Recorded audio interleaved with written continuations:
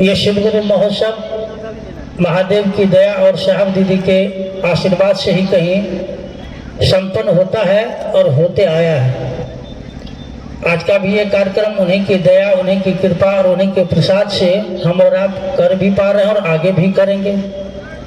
अभी जैसा कि आपने सुना कि शिव की शिष्यता एक आध्यात्मिक उत्कर्ष, इसमें एक बात आई कि शिव की शिष्यता, और जब शिव की शिष्यता की बात आई तो यहाँ से फिर एक आई कि आध्यात्म और उत्कर्ष। उत्कर्ष का मतलब होता है इसका उत्थान, इसका विकास, उस दिशा में चलना। तो आध्यात्मिक उत्कर्ष शिव की शिष्यता है, यानी शिव की शिष्यता एक आध्यात्मिक उत्कर्ष है।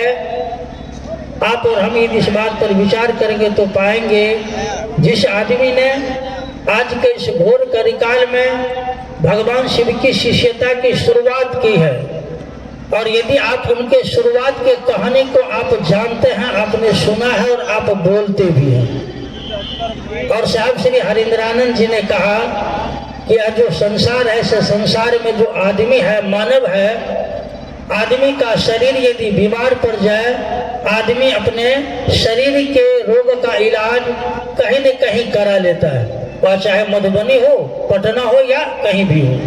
लेकिन जब आदमी का मन बीमार पड़ता है तो मानसिक रोगों का इलाज कहीं नहीं है।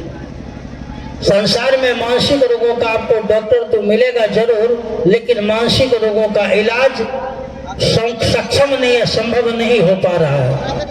साहब श्री हरिंद्रानंद जी ने कहा कि आदमी के मन का रोग जिस विधि से दूर होगा, आदमी के मन का रोग क्या क्या है, इस पर विचार करेंगे, देखेंगे। हमारे मन में विभिन्न प्रकार की बातें आती है, संशय आया, क्रोध आया, ईर्ष्या आती है, घृणा आती है, बहुत प्रकार की विचार है और विकार है। तो साहब श्री हरिंद्रानंद जी ने कहा आदमी अपने शरीर के रोग का इलाज तो कर लेगा, लेकिन जब मन आदमी का बीमार होगा तो मन के रोग का वह क्या इलाज करेगा।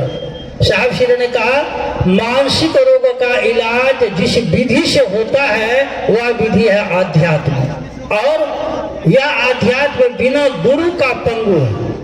आध्यात्म की दुनिया में यदि हमारे जीवन में, आपके जीवन में या किसी के भी जीवन में सही गुरु नहीं मिले, सही गुरु मिल भी जाए, यदि उस गुरु के प्रति मेरे मन में शिष्य का भाव पैदा नहीं हो, उस गुरु से यदि मेरा संबंध नहीं बने, तो फिर उस सही गुरु का भी कोई मतलब नहीं रह जाता है। क्योंकि मेरे मन में ना तो गुरु के प्रति संवेदना जगेगी, ना गुरु के बात के प्रति मेरे मन में आकर्षण रहेगा, ना हम गुरु के बात को ठीक से समझ पाएंगे, क्योंकि है तो हम लोग मानसिक रोग, मन के रोगी है।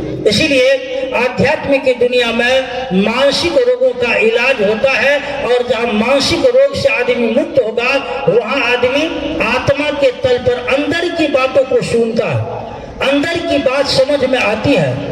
और यदि मैं आपको याद दिलाऊं, ये शिव की शिष्यता, शिव की शिष्यता में साहब श्री हरिंद्रानंद जी ने क्या कहा, उन्होंने कहा कि कुछ नहीं, आप जैसे हो, जहां हो, जिस किसी भी परिस्थिति में हो, आप अपने मन में यह विचार लो कि अभी से मैं भगवान शिव की शिष्यता ग्रहण करता हूँ, स्वीकार करता हूँ। आपने भी स्वीकार किया, हमने भी स्वीकार किया, हमारे आपके जैसे करोड़ों लोगों ने भारतवर्ष और भारतवर्ष से बाहर इस बात को, साहब श्री हरिंद्रानंद जी के बातों को लोगों ने स्वीकार किया, और पाया क्या हम लोगों ने, अपने अपने तल पर हम लोग विचार कर देख ले, हमने आपने कुछ नहीं किया है, मात्र महादेव से दया की याचना की, मन ही मन हमने कहा हे शिव आप मेरे गुरु हैं, मैं आपका शिष्य हूँ, मुझ पर दया कर दीजिए।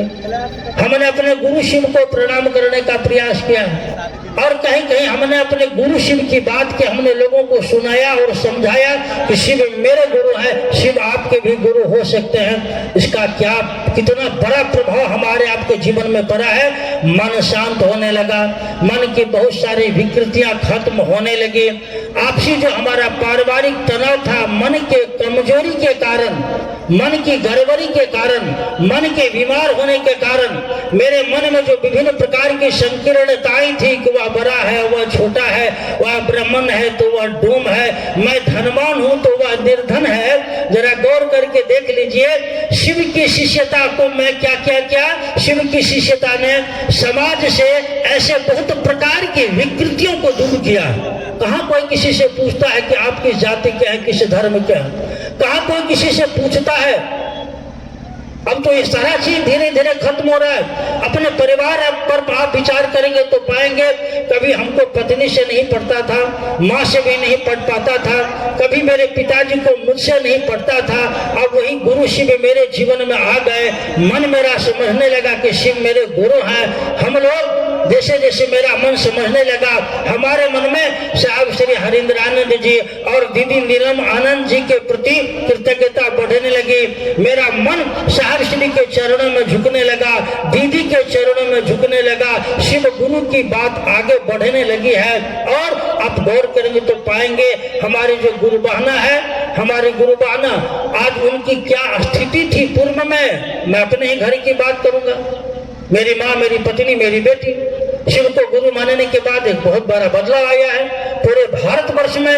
और जहां जहां इस धरती पर शिव की शिष्यता पहुंच रही है, हर जगह एक बहुत बड़ा परिवर्तन, एक बहुत बड़ा बदलाव आया है। और इसी भारत में किसी ने कहा, आप मुझे अच्छी माँ दो, मैं आपको एक अच्छा राष्ट्र दूंगा। साहब श्री हरिंद्रानंद जी का यह संकल्प कि मैं जन जन को शिव का शिष्य बनाऊंगा। हमारी माँ, हमारी बहन, हमारी बेटी, हमारे समाज की महिलाओं में शिव की शिष्यता में जो परिवर्तन दिखाई दे रहा है, इससे बड़ा आध्यात्मिक उत्कर्ष क्या हो सकता है?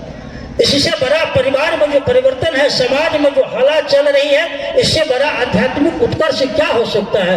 मन शांत हो रहा है, अस्थिर हो रहा है, मन धीरे धीरे अपने आप को समझ रहा है, पड़ोसी को समझ रहा है, जीवन को समझ रहा है, जीवन जीने के तरीका को समझ रहा है, उस शिव को समझ रहा है जिनको हमने गुरु माना है, आने वाले कल को समझ रहा है। इसीलिए यह बहुत बड़ा साहब श्री हरिंद्रानंद जी और दीदी नीलमानंद जी की कृपा प्रसाद है। इसीलिए हम लोग कहते हैं कि हम लोग जन्मों जन्मों तक साहब श्री और दीदी जी का ऋणी रहेंगे, ऋणी रहेंगे, ऋणी रहेंगे। उनके इस ऋण को इस धरती पर कोई भी शिव का शिष्य उतार नहीं पाएगा, उतारने की शक्ति नहीं है। आइए हम ज्यादा समय आपका नहीं लेंगे।